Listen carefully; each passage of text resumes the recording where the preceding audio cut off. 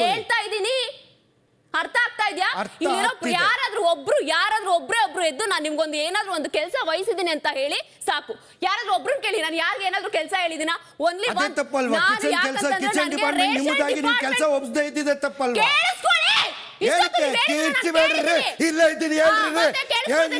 ನೀವು ಮಾತಾಡ್ಬೇಕಾದ್ರೆ ಸೆಂಟ್ರಲ್ ಮಾತಾಡಿಲ್ವಾ? ನೀವು ಮಾತಾಡ್ಬೇಕಾದ್ರೆ ಸೆಂಟ್ರಲ್ ಮಾತಾಡಿಲ್ವಾ? ಯಾರು ಏನು ಕೇಳ್ತಿದ್ದೀರಾ? ನೀವು ಕೇಳಿಸ್ಕೊಳ್ಳಿ, ನಿಮ್ದೇ ಅಲ್ಲ. ನಾವು ಮಾತಾಡ್ಬೇಕಾದ್ರೆ ಕೇಳಿಸ್ಕೊಳ್ಳಿ, ನೀವು ಕೇಳಿಸ್ಕೊಳ್ಳಿ. ನಿಮಗೆಲ್ಲ ಕಿಚ್ಚಕ್ ಬರೋದು, ನನಗೂ ಕಿಚ್ಚಕ್ ಬರುತ್ತೆ. ನೀವೆಲ್ಲ ಕಿಚ್ಚಕ್ ಬರೋದು, ನನಗೂ ಕಿಚ್ಚಕ್ ಬರುತ್ತೆ. ನೀವು ಕೇಳಿಸ್ಕೊಳ್ಳಿ, ಇಲ್ಲಿ ನಮಗೂ ಅರ್ಹತೆ ಇದೆ ಮಾತಾಡಕ್ಕೆ, ನಿಮ್ಮೊಬ್ಬರಿಗೆ ಅಲ್ಲ. ಹಾಯ್, ಹಲೋ, ನಮಸ್ಕಾರ. ನೀವು ವೀಕ್ಷಿಸ್ತಾ ಇದ್ದೀರಾ ಸಂಜೆವಾಣಿ ನ್ಯೂಸ್. ಇವತ್ತಿನ ಬಿಗ್ ಬಾಸ್ ಅಪ್ಡೇಟ್ ಏನು ಅಂತ ಈ ಒಂದು ವಿಡಿಯೋದಲ್ಲಿ ತಿಳಿಸ್ತಾ ಹೋಗ್ತೀನಿ. ಕಂಪ್ಲೀಟ್ ಆಗಿ ಈ ಒಂದು ವಿಡಿಯೋವನ್ನ ವೀಕ್ಷಿಸಿ.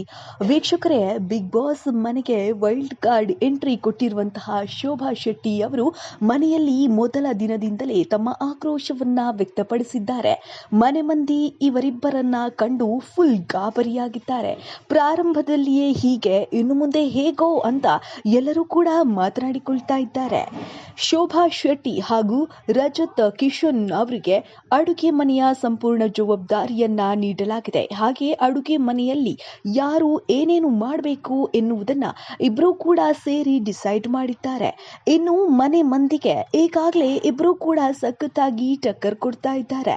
ಕೆಲವೊಬ್ಬರನ್ನ ಮನೆಯ ಒಳಗಡೆ ಎಂಟ್ರಿ ಆಗುವ ಮೊದಲೇ ಗಮನಿಸಿಕೊಂಡು ಬಂದ ಅವರಿಗೆ ತಮ್ಮದೇ ಆದ ಶೈಲಿಯಲ್ಲಿ ಟಾಂಗ್ ಕೊಡ್ತಾ ಇದ್ದಾರೆ. ಇನ್ನು ಮನೆಯಲ್ಲಿ ಕೆಲವೊಬ್ಬರನ್ನ ವೈಲ್ಡ್ ಕಾರ್ಡ್ ಸ್ಪರ್ಧಿಗಳು ಸೇವ್ ಮಾಡುವಂತಹ ಅವಕಾಶವನ್ನ ಕೂಡ ಪಡೆದುಕೊಂಡಿದ್ದಾರೆ. ಇದರಿಂದ ಕೆಲವೊಬ್ಬರನ್ನ ಸೇವ್ ಮಾಡಲಾಗಿದೆ.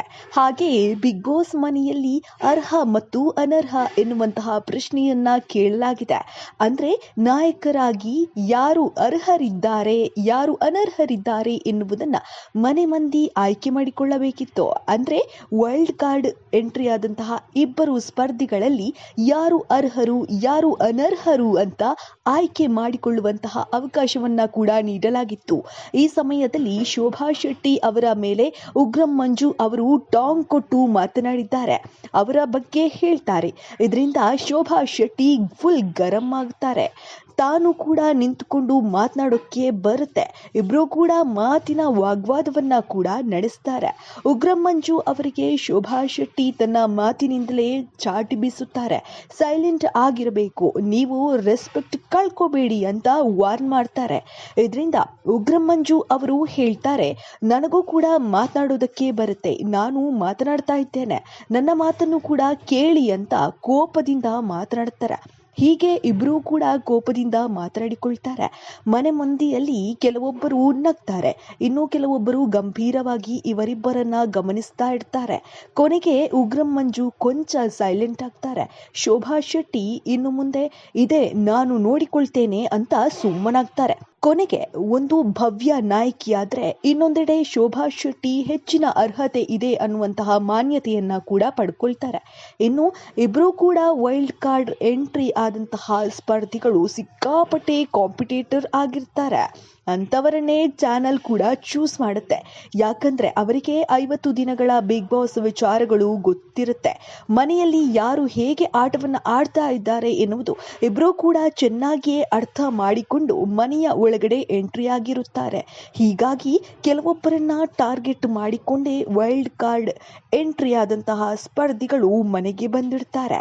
ಇನ್ನು ಈ ಇಬ್ಬರು ವೈಲ್ಡ್ ಕಾರ್ಡ್ ಸ್ಪರ್ಧಿಗಳ ಬಗ್ಗೆ ನಿಮ್ಮ ಅನಿಸಿಕೆಗಳನ್ನು ಮುಕ್ತವಾಗಿ ತಿಳಿಸ್ಬೋದು. ಹಾಗೆ ಶೋಭಾ ಶೆಟ್ಟಿ ಮೊದಲ ದಿನವೇ ಫುಲ್ ಗರಂ ಆಗಿದ್ದಾರೆ. ಮನೆ ಮಂದಿಯನ್ನ ಎಲ್ಲರಿಗೂ ಕೂಡ ಒಂದಿಷ್ಟು ವಿಚಾರವಾಗಿ ಟಾಂಟ್ ಕೂಡ ಕೊಟ್ಟಿರುವಂಥದ್ದು. ಇದರ ಬಗ್ಗೆ ನಿಮ್ಮ ಅನಿಸಿಕೆ ಅಭಿಪ್ರಾಯಗಳನ್ನು ಮುಕ್ತವಾಗಿ ಕಮೆಂಟ್ ಮೂಲಕ ತಿಳಿಸ್ಬೋದು. ಧನ್ಯವಾದಗಳು.